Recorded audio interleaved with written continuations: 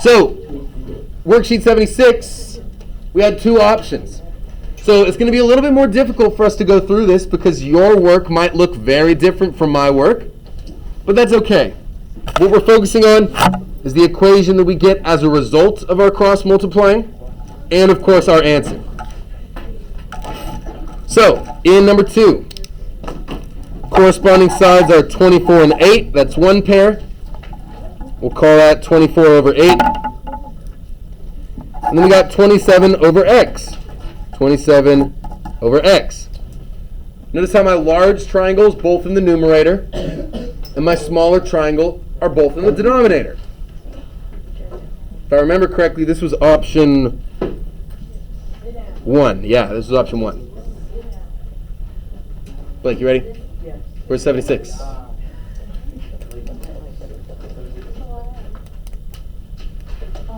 So, this is what we get. Now, I don't want to have to do 8 times 27. That sounds like a challenging multiplication problem for me. Is there anything we can do to make this problem easier for us? Let's simplify. What does 24 over 8 simplify to? 3 over 1. We got to be careful we're not writing 1 over 3, right? Our brains typically don't want to put a 1 in the denominator because it's not supposed to be there. But we need something there if we're going to cross multiply, right?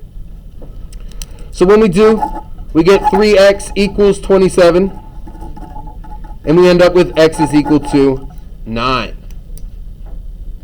Right there on number 2. X is equal to 9. Let's go back to these triangles and think about this for a second logically.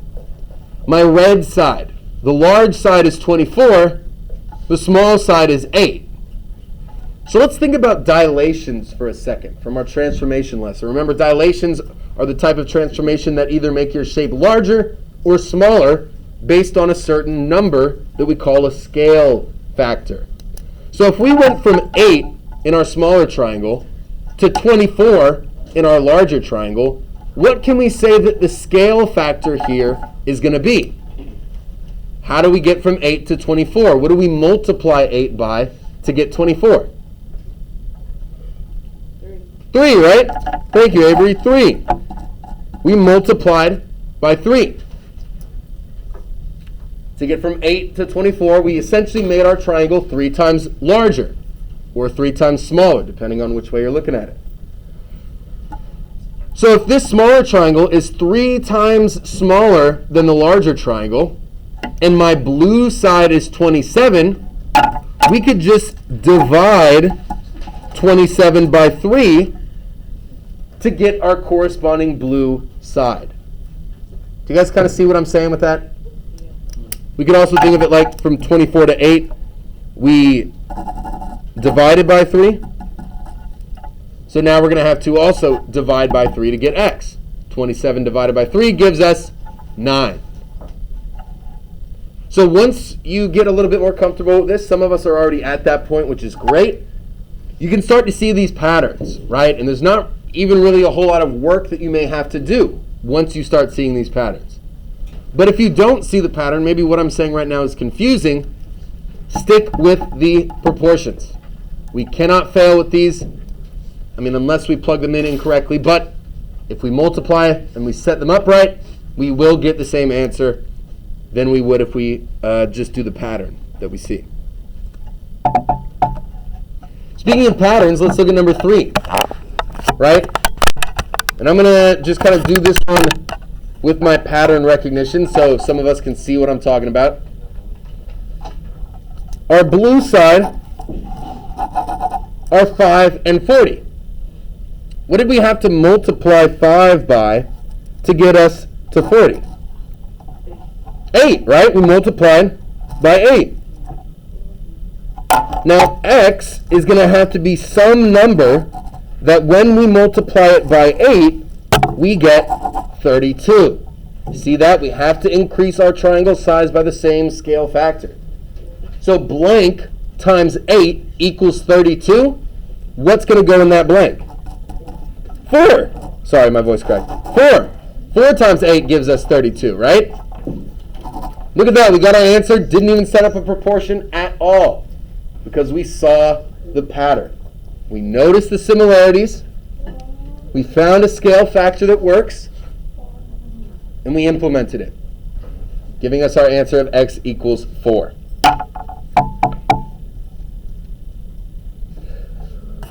Quick show of thumbs, how are we feeling about setting these proportions up? Because I feel like we're feeling good, but I might be wrong. So if you're feeling a little bit confused on this, go ahead and put your thumb sideways. Otherwise, go ahead and put your thumb up so I can just see where everyone's at.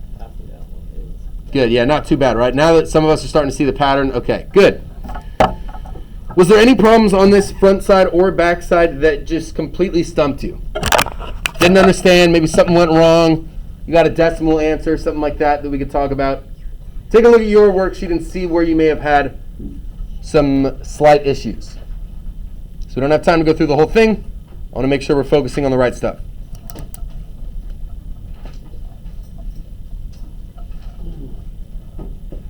Everyone's all good? Mr. Church? Yeah. Can you do the number 3 for like the number 5? How do you do it with number 5? Oh, the pattern with number 5? Sure, let's take a look. So, the two sides that we do know, or the two corresponding sides that we know, are 10 and 110. 10 times 11. That's right. So we see that our multiplier here was times 11. So all we have to do is take 12, this red side here, and multiply it by 11. What is 12 times 11 going to give us? 132. I almost put degrees, but it's not degrees.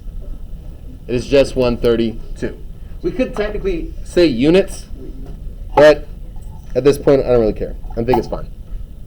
As long as you get the number right, that's what matters. For this one, I do 4 times 7. Exactly. Yep. And you get x is equal to 40. Right? Once we see these patterns, it makes this work so much easier.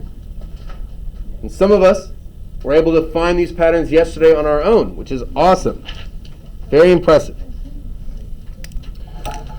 All right. If the front side was good, I'm sure you guys are good on the back. Let's go ahead and turn in worksheet 7.